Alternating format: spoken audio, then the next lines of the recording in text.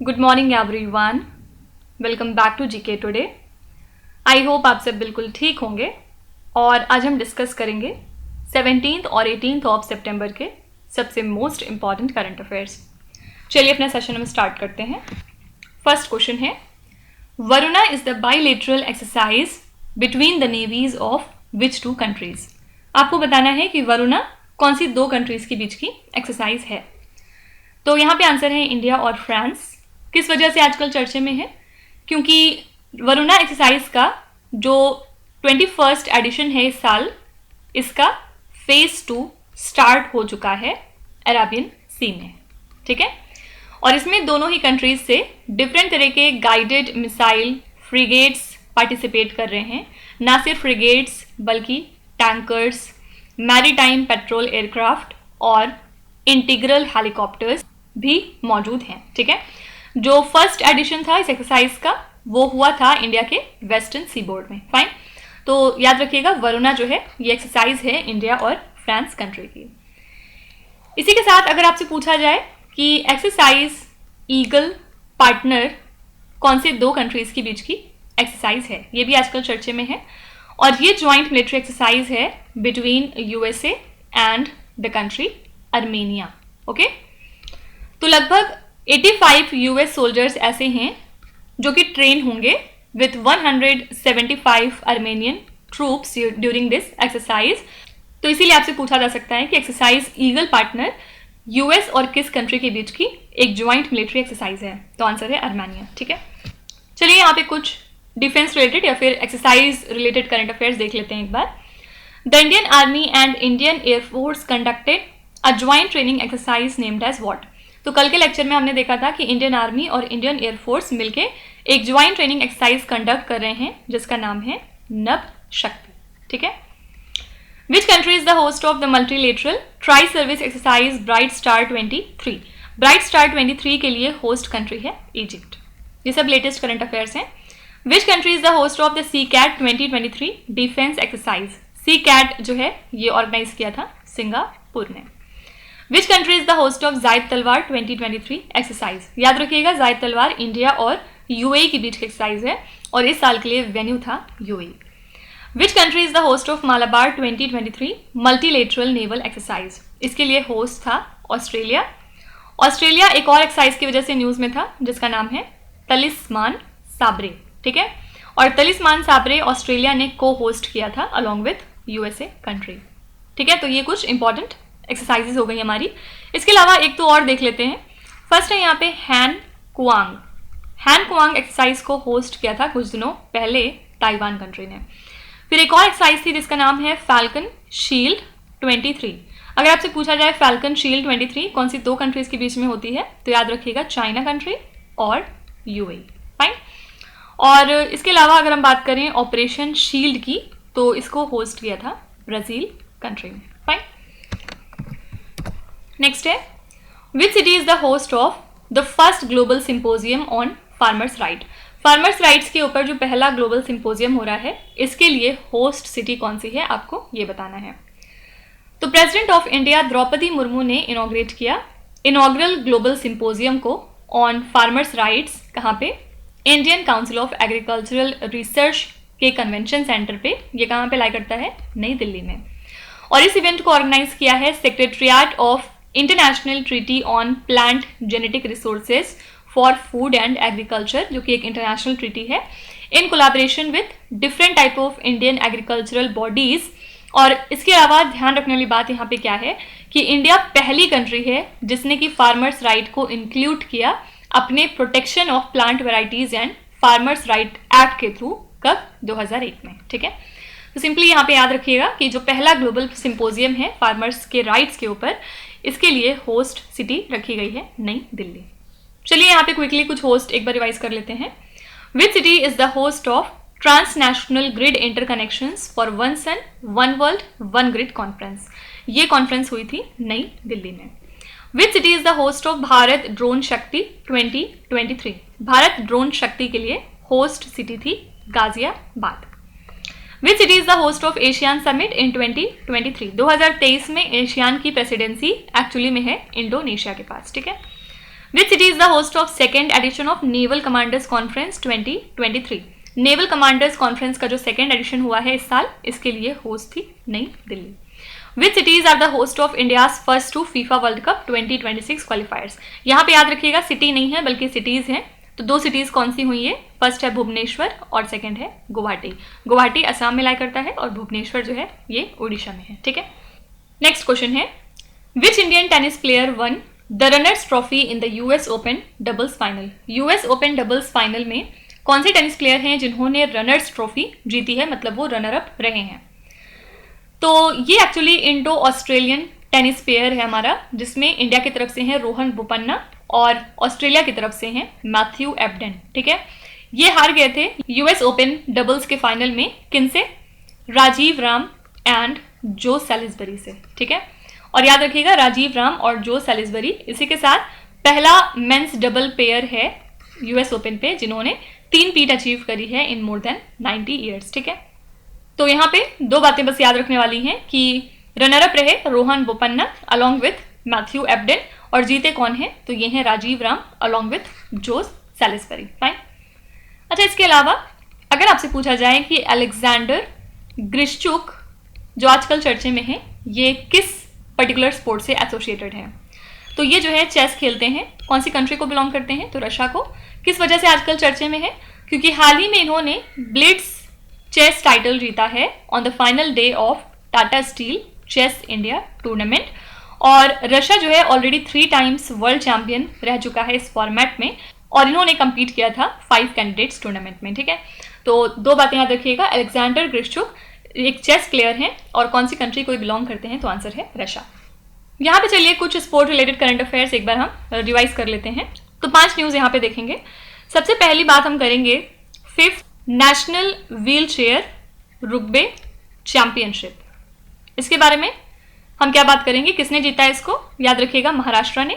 किसको हरा के जीता है? तो इन्होंने हराया था कर्नाटका स्टेट को। ठीक है, अगर आपसे पूछा जाए किस चैंपियनशिप के लिए वेन्यू कौन सी जगह थी, तो ये थी पुणे। फिर सेकेंड न्यूज़ है about Indonesia badminton masters title. ठीक है, और इसको इंडिया से जीता है किरण जॉर्ज ने। ओके, फिर थर्ड न्यूज़ है regarding Italian grand prix. Italian grand prix के विनर रहे एक बार फिर से मैक्स वर्स्टैपेन। मैक्स वर्स्टैपेन ने एकदम धूम मचाई है 2023 में। आपको एटलीस्ट 3 ग्रैंड प्रिक्सेस के नाम कमेंट्स में लिखने हैं जिसके विनर मैक्स वर्स्टैपेन हैं इस साल। फिर याद रखिएगा कि जो हैंगजू एशियन गेम्स है, इसमें इंडियन कंटिजेंट का स्पॉन्सर कौन बनेगा? तो ये है अमूल। अमूल कंपनी को ये दिया गया है। ठीक है, फिर फर्स्ट ट्रांसजेंडर वुमेन प्लेयर कौन हो चुकी हैं जो कि इंटरनेशनल क्रिकेट में खेल रही हैं? इनका नाम है डेनियल मैकगे। ठीक है, तो ये मैन कन्वर्टेड इनटू वुमेन है, और इसी के साथ ये पहली ट्रांसजेंडर वुमेन प्लेयर हैं जो कि इंटरनेशनल क्रिकेट में खेल रही हैं। अगर आपसे पूछा जाए डेनियल मैकगेहन कौन सी कंट्री को बिलोंग करती हैं, तो ये ऑस्ट्रेलिया से हैं। ठीक है, तो ये 5 इंपॉर्टेंट करंट अफेयर्स हो गए स्पोर्ट रिलेटेड जो आपको ध्यान में रखना है। नेक्स्ट क्वेश्चन पे आएंगे। India recently organise the meeting of strategic partnership council formed with which particular country? India ने कौन सी कंट्री के साथ मिलके एक मीटिंग ऑर्गेनाइज की ऑन स्ट्रेटेजिक पार्टनरशिप काउंसिल? तो ये है country Saudi Arabia. Saudi Arabia के क्राउन प्रिंस कौन है? मोहम्मद बिन सलमान।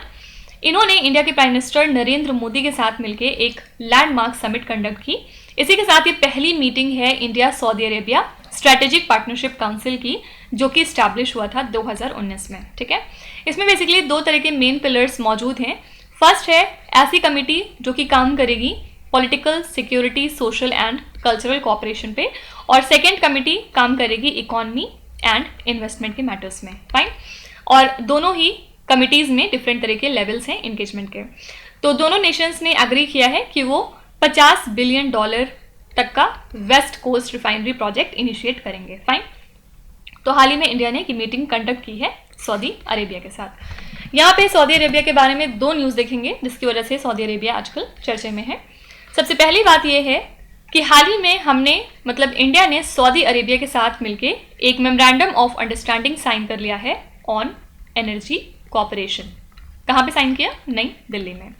और इसमें डिफरेंट तरह के कोलैबोरेशन मौजूद हैं डिफरेंट सेक्टर्स में, like renewable energy, energy efficiency, hydrogen, फिर इसके अलावा electricity, grid interconnection, petroleum and natural gas, इसके अलावा एनर्जी सिक्योरिटी एक्सेट्रा। ठीक है, तो हो सकता है आपसे पूछा जाए कि इंडिया ने किस कंट्री के साथ एक MOU साइन किया है ऑन एनर्जी कॉपरेशन हाल ही में, तो ये कंट्री है सऊदी अरेबिया। फिर सेकेंड न्यूज़ क्या है सऊदी अरेबिया के बारे में, जो ब्रिक्स में 6 नई मेंबर कंट्रीज इंक्लूडेड हो चुकी हैं, उसमें से Saudi Arabia one of them है। रेस्ट 5 कंट्रीज कौन सी हैं सऊदी अरेबिया के अलावा? अर्जेंटीना, इजिप्ट, फिर इसके बाद एथियोपिया, फिर ईरान और UAE। सऊदी अरेबिया को मिला के 6 कंट्रीज हैं जो ब्रिक्स को ज्वाइन कर रही हैं। और ब्रिक्स में ऑलरेडी कौन कौन सी कंट्रीज हैं? Brazil, Russia, India, China and south Africa. लेकिन इसके अलावा हाल ही में USA ने अनाउंस किया है prisoner exchange end fund transfer किस कंट्री को, आपको ये बताना है। तो जो बिडेन के एडमिनिस्ट्रेशन ने कुछ इंपॉर्टेंट स्टेप्स लिए हैं अपने 5 अमेरिकन सिटीजन्स को रिलीज़ करवाने के लिए, जो कि ईरान की जेल में बंद थे अब तक, और वेवर्स को इशू करके ऐसा किया जा रहा है, जिसके बाद इंटरनेशनल बैंक्स को ये अलाउ किया जाएगा कि वो $6 बिलियन ट्रांसफ़र करें in the frozen Iranian funds from South Korea to Qatar without fear of American sanctions.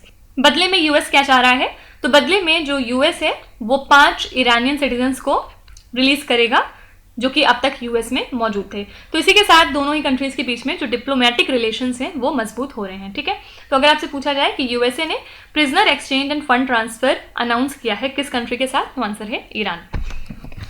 Next question है, which department launched recognition scheme for ISPs promoting rural FTTH broadband? कौन सी department है जिसने इसको launch किया है? तो ये है डिपार्टमेंट ऑफ टेलीकम्युनिकेशन। इन्होंने एक स्कीम को इंट्रोड्यूस करवाया है to acknowledge the internet service providers इनके आउटस्टैंडिंग कंट्रीब्यूशन के लिए, जिसकी हेल्प से ये fibre to home broadband connectivity expand करते हैं रूरल इंडिया में। ठीक है, और इस इनिशिएटिव के थ्रू जो गवर्नमेंट का ऑब्जेक्टिव है डिजिटल इंक्लूजन का प्रमोशन, उसको और ज़्यादा अलाइन किया जाएगा और सोशियो इकोनॉमिक डेवलपमेंट इससे बढ़ेगा, जाहिर सी बात है हमारे रूरल एरियाज़ में। तो यहाँ पे आंसर है डिपार्टमेंट ऑफ टेली कम्युनिकेशन। देखिए इसके अलावा कौन सी इंस्टीट्यूशन है जिसने लॉन्च किया है grass roots initiative to promote Indian standards in the rural areas? तो इसका आंसर है BIS, that is bureau of Indian standard, जो कि इंडिया की नेशनल स्टैंडर्ड्स बॉडी है। इन्होंने कॉम्प्रिहेंसिव आउटरीच प्रोग्राम इनिशिएट किया है अवेयरनेस रेज करने के लिए, और जो इंडियन स्टैंडर्ड्स हैं वो कंप्लाई हो सकें बेटर तरीके से इस पर्पस के लिए ग्रास रूट लेवल पे। और इसका एम बेसिकली क्या है, जो ग्राम पंचायत प्रेसिडेंट्स और सेक्रेटरीज हैं उनको सेंसिटाइज करना, साथ ही जो इंपॉर्टेंस है इंडियन स्टैंडर्ड्स की उसको एम्फासिस करना while implementing the government programmes and schemes in villages. Fine, तो अगर आपसे पूछा जाए कौन सी इंस्टीट्यूशन है जिसने लॉन्च किया है grass roots initiative to promote Indian standards in the rural areas, तो आंसर हो जाएगा bureau of Indian standard. Next question है, which union ministry release the PM Daksh portal? किस मिनिस्ट्री ने लॉन्च किया है PM दक्ष पोर्टल को? तो minister of state for social justice and empowerment ने हाल ही में अनवील कर दिया है 5 ग्राउंड ब्रेकिंग इनिशिएटिव्स, जिसमें कि PM दक्ष पोर्टल भी इंक्लूडेड है, जो कि स्किल ट्रेनिंग के लिए फेमस है और इसकी हेल्प से जो एम्प्लॉयमेंट अपॉर्चुनिटीज़ हैं उनको बढ़ावा दिया जाता है। तो इसमें एक ऑनलाइन केस मॉनिटरिंग पोर्टल भी क्रिएट किया जाएगा। कौन इसको लुक आफ्टर करेगा? Chief commissioner for persons with disabilities. Simply याद रखिएगा कि PM दक्ष पोर्टल किस मिनिस्ट्री के अंतर्गत काम करता है, ministry of social justice and empowerment. यहाँ पे कुछ इंपॉर्टेंट मिनिस्ट्रीज एक बार रिवाइज कर लेते हैं। फर्स्ट है ग्रामोद्योग विकास योजना, is associated with which union ministry? तो ये योजना रिलेटेड है मिनिस्ट्री ऑफ MSME के साथ, और पिछले दिनों ये न्यूज़ में थी बिकॉज ऑफ KVIC, और प्रेजेंट में चेयरमैन कौन है KVIC के? मिस्टर मनोज कुमार, और हमारे MSME मिनिस्टर हैं Narayan Rane. Diksha platform functions under which union ministry? Diksha platform काम करती है अंडर मिनिस्ट्री ऑफ एजुकेशन, हमारे एजुकेशन मिनिस्टर हैं मिस्टर धर्मेंद्र प्रधान।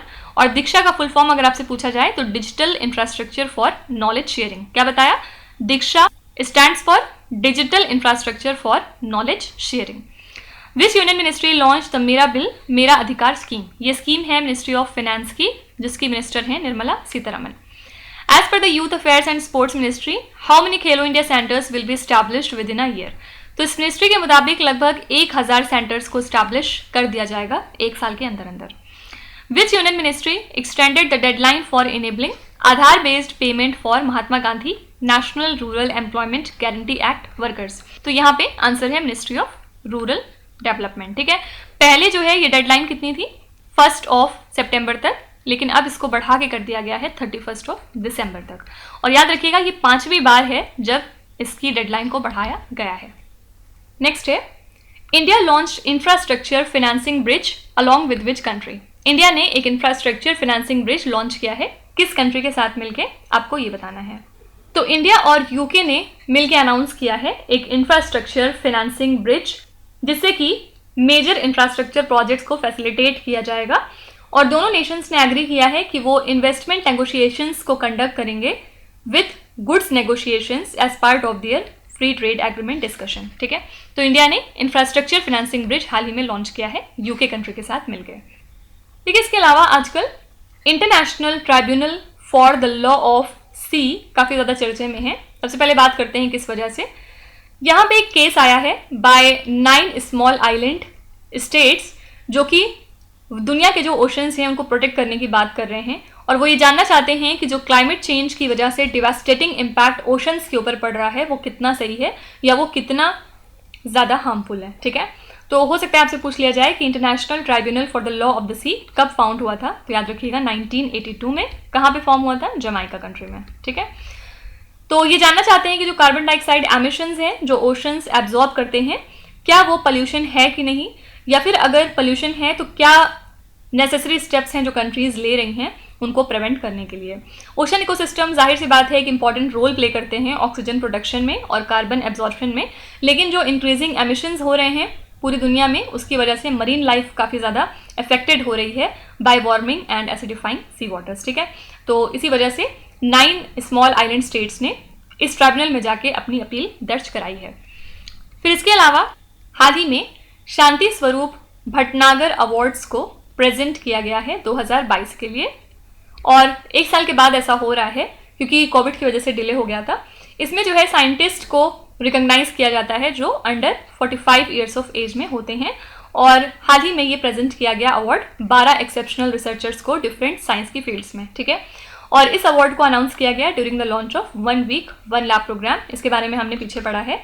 और किसने इसको ऑर्गेनाइज किया? CSIR ने, council of scientific industrial and research के national institute of science communication and policy research ने। ठीक है, तो हो सकता है आपसे पूछा जाए कि शांति स्वरूप भटनागर अवार्ड्स जो हैं ये कौन से लोगों को दिए जाते हैं, तो जाहिर सी बात है साइंटिस्ट को दिए जाते हैं। ठीक है, next question is which country propose to launch G20 satellite mission for environment and climate observation?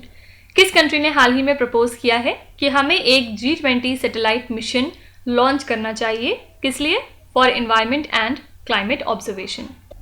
तो ये प्रपोजल रखा है इंडिया ने, और इंडिया का कहना है कि हमें एक G20 सैटेलाइट मिशन लॉन्च करना चाहिए for environment and climate observation, जिसका एम होगा जो ग्लोबल साउथ में हमारे कंट्रीज़ हैं उनको हेल्प करना। ठीक है, तो प्राइम मिनिस्टर नरेंद्र मोदी ने बताया कि ये जो मिशन होगा G20 सैटेलाइट मिशन, ये बेनिफिशियल होगा सभी ह्यूमैनिटी के लिए, क्योंकि जो डेटा आएगा वो सारे लोग उससे फिर फ़ायदा उठा सकते हैं।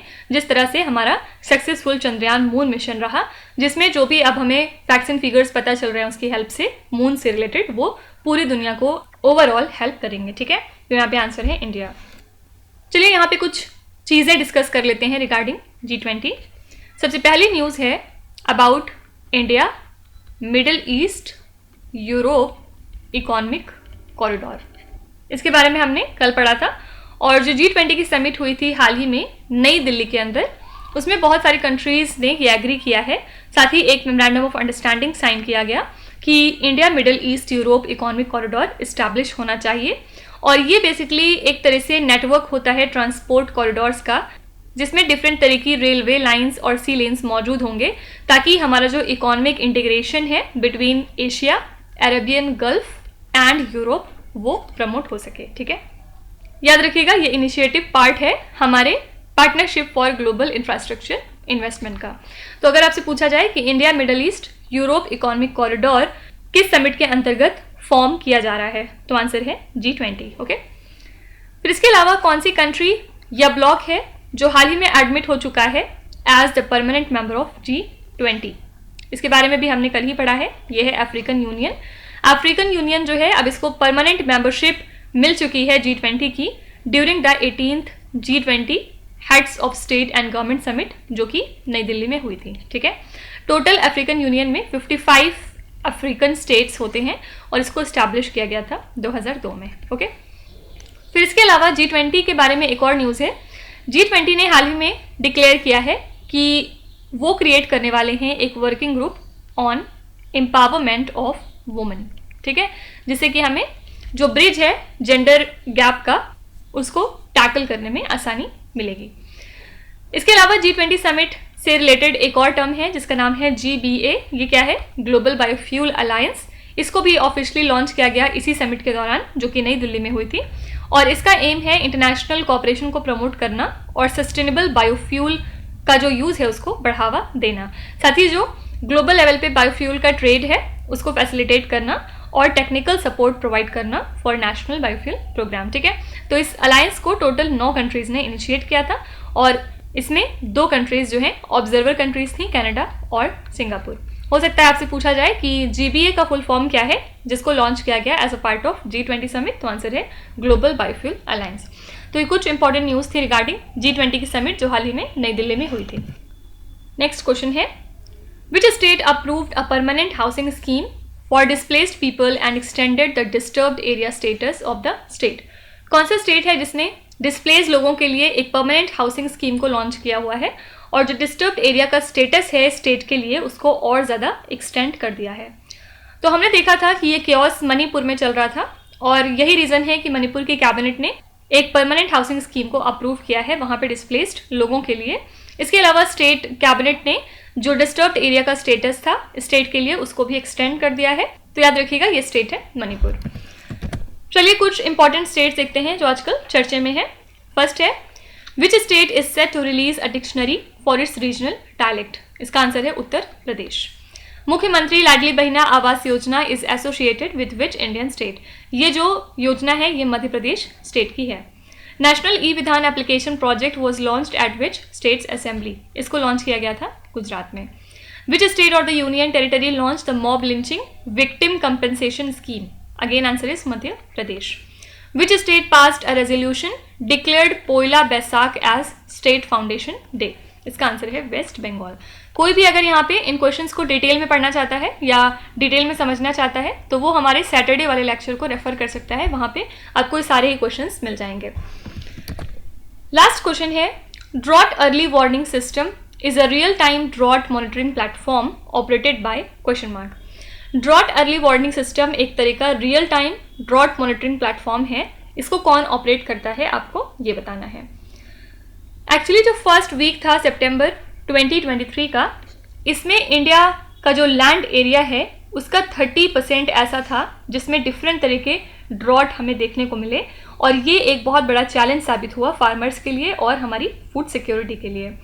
तो इन अफेक्टेड एरियाज़ में 11.5% लैंड ऐसी थी जो कि सीवियर, एक्सट्रीम और एक्सेप्शनल ड्रॉट कंडीशन से सफ़र हुई, जबकि 18.9% ऐसी थी जिसको abnormal to moderate drought condition से अफेक्टेड पाया गया। और ये इन्फॉर्मेशन जो है वो सोर्स की है ड्रॉट अर्ली वार्निंग सिस्टम ने, जो कि एक real time drought monitoring platform है। इसको ऑपरेट करता है IIT गांधीनगर का वाटर एंड क्लाइमेट लैब। ठीक है, तो यहाँ पे आंसर हो जाएगा IIT गांधीनगर। इसके अलावा IIT जम्मू भी आजकल चर्चे में है। किस वजह से है? क्योंकि जो नॉर्थ टेक सिंपोजियम है ये हाल ही में ऑर्गेनाइज किया गया IIT जम्मू में, जहाँ पे डिफरेंट तरह की नई इंडिजिनस डिफेंस टेक्नोलॉजीज को फीचर किया गया। कुछ made in India defence equipments वगैरह दिखाए गए। ठीक है, तो इंडियन आर्मी ने अपनी लेटेस्ट लाइट स्पेशलिस्ट व्हीकल जो है उसको भी यहाँ पे डिस्प्ले किया इस सिंपोजियम के दौरान, और इसको इक्विप किया जा सकता है with anti tank guided missile launchers, साथ ही कुछ मीडियम मशीन गन्स और ग्रेनेड लॉन्चर्स। ठीक है, तो यहाँ पे हो सकता है आपसे पूछा जाए कि कौन सी इंस्टीट्यूशन है जिसने नॉर्थ टेक सिंपोजियम को हाल ही में होस्ट किया है, तो ये है IIT जम्मू। फिर हमने 2 क्वेश्चन यहाँ पे बार बार डिस्कस किए हैं। सबसे पहला क्वेश्चन ये है कि IIT दिल्ली ने डिसाइड किया है कि वो एक नया कैंपस अपना आउटसाइड इंडिया एस्टैब्लिश करेंगे। कहाँ पे? आंसर है अबू धाबी UAE में। सिमिलरली आईटी मद्रास ने भी डिसाइड किया है कि वो अपना एक नया कैंपस पहली बार आउटसाइड इंडिया स्टैब्लिश करेंगे। इनका कैंपस कहाँ पे रहेगा? आंसर है ज़ंज़िबार में, जो कि तंजानिया कंट्री में लाई करता है। ठीक है, तो ये हो गया हमारे आज के सभी important current affairs. I hope कि आज के सेशन में आपने बहुत कुछ नया सीखा होगा और पुराना भी हमने काफ़ी कुछ यहाँ पे रिवाइज कर लिया है। तो अब चलते हैं आपकी क्विज पे, जहाँ पर स्क्रीन पे आपको 5 क्वेश्चंस दिखाई दे रहे होंगे। ये क्वेश्चंस हम पीछे ऑलरेडी कहीं ना कहीं डिस्कस कर चुके हैं, तो यहाँ पे अब आप वीडियो को पॉज करिए, ध्यान से हर क्वेश्चन को पढ़िए। इसमें से आपको जितने भी आते हैं आप उनका जवाब कमेंट्स में मेंशन कर सकते हैं, और जो नहीं आते उसके लिए परेशान होने की ज़रूरत नहीं है। विद टाइम डेफिनेटली आपका स्कोर इंप्रूव करेगा, बस आपको कंसिस्टेंट और परसिस्टेंट रहने की ज़रूरत है। So that's it for today. I hope you have like the session. आज का सेशन आपको कैसा लगा ज़रूर बताइएगा कॉमेंट्स में। साथ ही साथ आपका कोई भी रिव्यू है, फीडबैक है या फिर सजेशन है तो वो भी आप हमें बता सकते हैं। हमें जानकर खुशी होगी और हम पूरी कोशिश करेंगे उसको इम्प्लीमेंट करने की। तो अब कल हम मिलेंगे सेम टाइम सेम जगह कल के करंट अफेयर्स के साथ। Till then stay tuned. Thank you so much for watching and please do not forget to subscribe to GK Today. With this, me Nuzhat Sana, signing off.